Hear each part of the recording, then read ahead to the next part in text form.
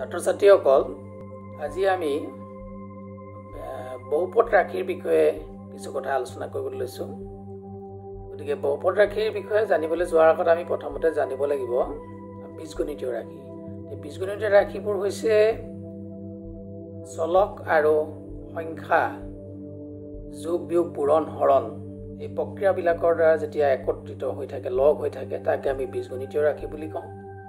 এই বীজগণিতীয় ৰাশিবিলাকৰ ভিতৰত সকলো ৰাশিকে আমি বহুপদ ৰাশি বুলি ক'ব নোৱাৰোঁ। গতিকে বহুপদ ৰাশি কাক বোলে বুলি ক'লে আমি ক'ব লাগিব যে বহুপদ ৰাশিবিলাক হৈছে যিবোৰ বীজগণিতীয় ৰাশিৰ চলকৰ সূচকটো পূৰ্ণ সংখ্যা হয়, চলকৰ সূচকটো পূৰ্ণ সংখ্যা হয়, তেনেবিলাক বীজগণিতীয় ৰাশিকে আমি বহুপদ ৰাশি বুলি কওঁ।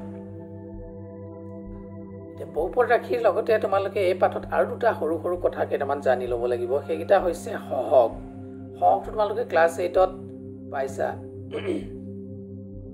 সহগ হৈছে কোনো এটা বীজগণিতীয় ৰাশিৰ বা বহুপদ ৰাশিৰ চলকৰ আগত যিবিলাক সংখ্যা থাকে তাকে আমি সাধাৰণতে সহগ বুলি কওঁ। তাৰপিছতে আমি আৰু এটা কথা জানিব লাগিব বহুপদ ৰাশিৰ ঘাত। বহুপদ ৰাশিৰ ঘাত বুলি ক'লে বহুপদ ৰাশি বুলি ক'লে আকৌ বহুপদ ৰাশিবিলাক কেইবাটাও পদযুক্ত হ'ব পাৰে।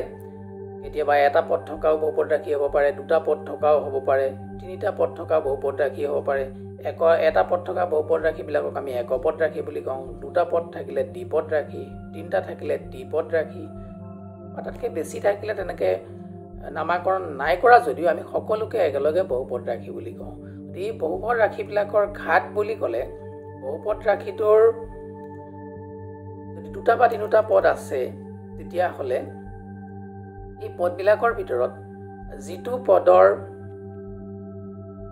চলকৰ সূচকটো আটাইতকৈ ডাঙৰ সেই সংখ্যাটোকে আমি বহুপদ ৰাশিটোৰ ঘাত বুলি ক'ম।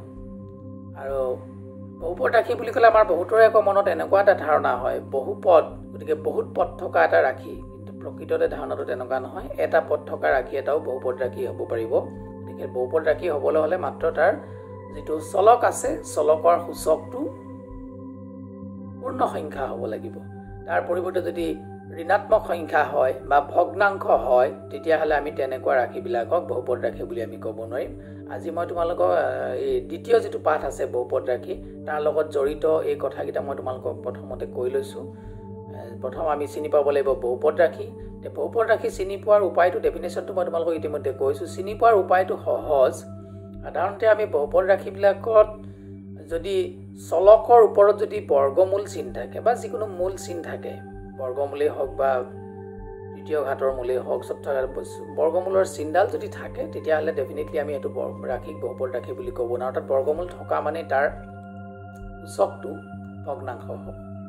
আনহাতে কোনো এটা ৰাশিৰ যদি হৰ হিচাপে চলক থাকে, কিবা যদি হৰ হিচাপে চলক থাকে তেতিয়া তেনেবোৰ ৰাশিক আমি বহুপদ ৰাশি বুলি ক'ব নোৱাৰোঁ। কাৰণ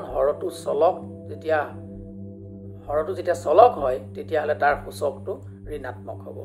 গতিকে এই দুটা মই চিনাকি হ'বৰ কাৰণে কৈছোঁ। মই তোমালোকৰ লেচনটোৰ যিখিনি অনুশীলনীৰ যিকেইটা প্ৰশ্ন আছে সেইকেইটা মই তোমালোকক সমাধান কৰি দিম। আৰু তোমালোকক মই সেই পাঠটোৰ যিকেইটা কথা মই মাত্ৰ কৈছোঁ, বহুপদ ৰাশি কাক বোলে বা সহগ কাক বোলে, বহুপদ ৰাশিৰ ঘাত কি, এনেধৰণৰ কথা যিকেইটা সাধাৰণ কথা ইয়াত জানিবলগীয়া আছে সেইকেইটা কথা তোমালোকৰ লেচনটোৰ মুহূৰ্তত মানে পাঠৰ আগত মানে প্ৰশ্নখিনি দিয়াৰ আগত সেইখিনি কথা দিয়া আছে। সেইখিনি এবাৰ পঢ়ি চালেও তোমালোকে গম পাবা। মোৰ কথাকেইটা তোমালোকে দুবাৰ তিনিবাৰ ৰিপিট কৰিও শুনিলে গম পাবা যে বহুপদ ৰাশি কাক কয়। গতিকে আমি এতিয়া এই অনুশীলনীৰ যিখিনি প্ৰশ্ন আছে সেইখিনি মই তোমালোকক সমাধান কৰিবলৈ গ্ৰুপৰ পিছত আপলোড কৰি দিম। গতিকে এইকেইটা কথা তোমালোকলৈ আগবঢ়াইছোঁ। ধন্যবাদ।